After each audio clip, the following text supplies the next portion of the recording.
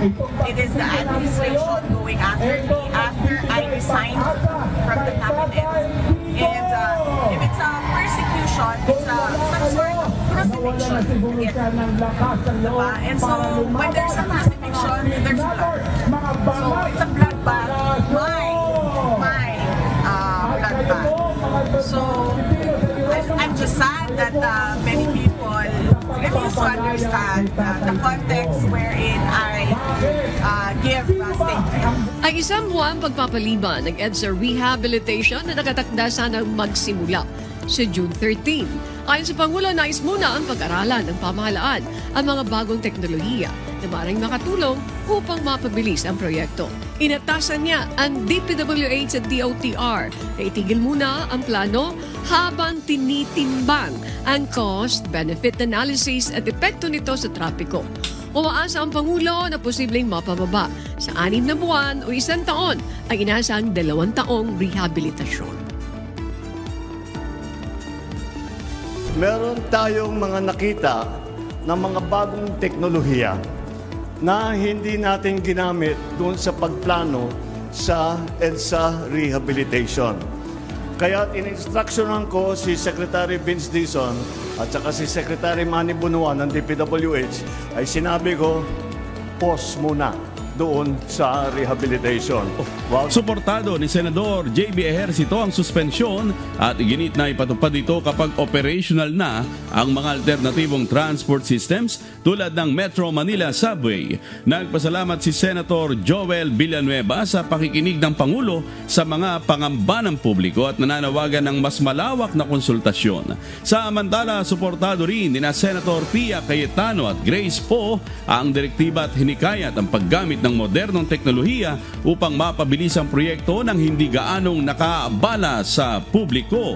Ayon kay NBI Director Jaime Santiago, magsisimula pa lamang ang paglilitis dahil nasa kustodiya na ng bansa si Teves. Kabilang sa mga kasong kinakaharap niya ay murder, frustrated murder at attempted murder, kaugnay ng Pamplona Massacre noong March 4, 2023. Gate naman ng kanyang abogado, mahina umano ang mga ebidensya laban kay Teves.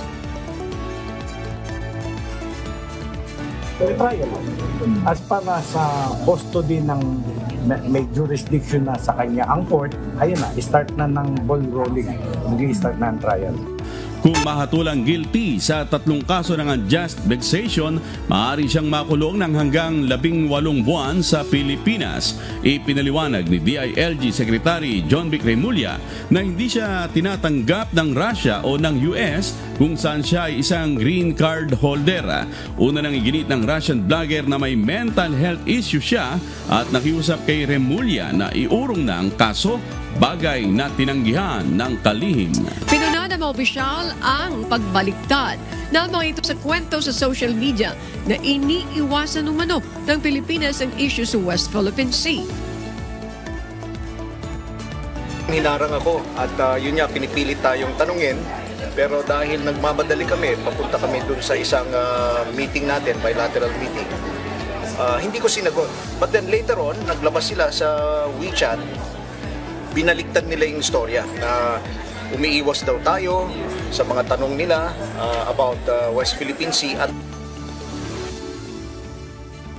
no, ako tinanong, nakipagsagutan ako na matagal. Dahil tinanong nila sa akin kung tayo daw ay proxy lang ng Amerika. Sabi ko, hindi tayo proxy. Natural, Pilipino tayo eh. Pero sila magnanakaw ng teritoryo. Eh di, nagsagutan na kami na nagsagutan.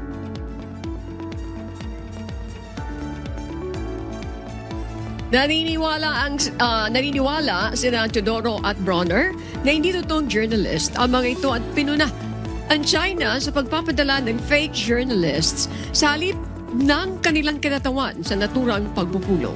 Ito ay matapos ang ulat mula sa Xinhua na nagpatrolya ang China sa paligid ng Scarborough Shoal nitong Sabado. Marinito itinanggi ni Rear Admiral Roy Vincent Trinidad at sinabing tanging mga barko ng China Coast Guard, Maritime Militia Vietnam at Taiwan ang nakita sa lugar. Hindi sapat na umasa lamang ang Australia sa Estados Unidos upang harapin ang lumalakas na presensya ng militar ng China sa Indo-Pacific. Ayon kay Australian Defense Minister Richard Marles, mahalagang palakasin pa ng bansa ang sariling kakayahang militar upang maging masanda sa mga posibleng banta mula sa China. Kaugnay nito, binigyang diin ni Defense Minister Marles ang pag-i-invest sa depensa ng bansa.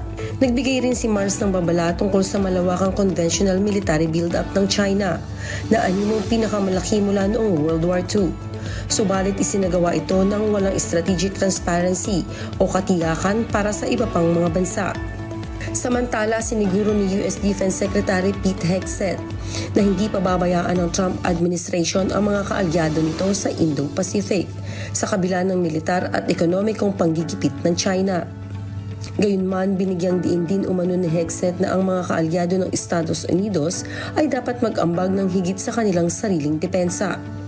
Ano pat hindi interesado ang Estados Unidos na harapin lamang nila ang banta mula sa China, kundi ay makinabang sa mas malakas, mas handa at mas matibay na kaalyado bilang pangunahing strategic advantage. Tinutulan ng China ang pahayag ni Hegseth na tinawag nilang pananakot sa rehiyong Indo-Pacific. Ayon sa kanila, ang komento nito sa Shangri-La Dialogue sa Singapore noong Sabado ay mapanira at may layuning maghasik ng pagkakabahagi. Giit ng Chinese Foreign Ministry sa halip na isulong ang kapayapaan, inakusahan ni Hegseth ang China gamit ang maling aligasyon at tinawag itong banta. Dagdag pa nila, ang US ang nagpadala ng mga armas sa South China Sea at patuloy na nagpapainit ng tensyon sa Asia Pacific. Libo-libong tao ang inilikas sa Saskatchewan at Alberta, kabilang 1,300 sa Swan Hills dahil sa tumitinding wildfire. Babala ni Premier Scott Moe, maaaring umabot sa 10,000 ang mga lumilikas kung magpapatuloy ang init at tagtuyot. Sa kabuuan, may 188 aktibong wildfire sa Canada. 100 dito ay labis ng kumakalat at di makontrol.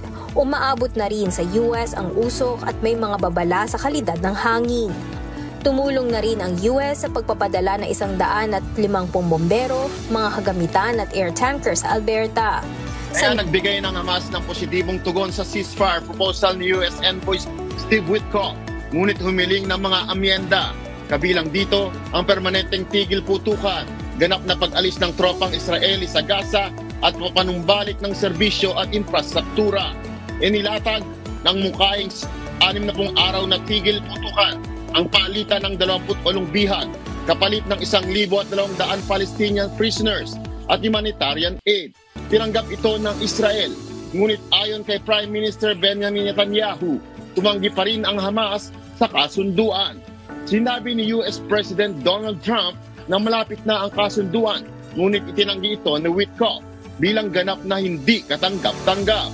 Kinumpirma ng Israel ang pagkamatay ng Hamas Gaza Chief Mohammad Sinwar sa isang airstrike at patuloy ang opensiba sa Gaza, lalo nagpapalala sa kalagayan ng mahigit 2 milyong katao na nagsisiksikan sa mas lumiliit na lugar.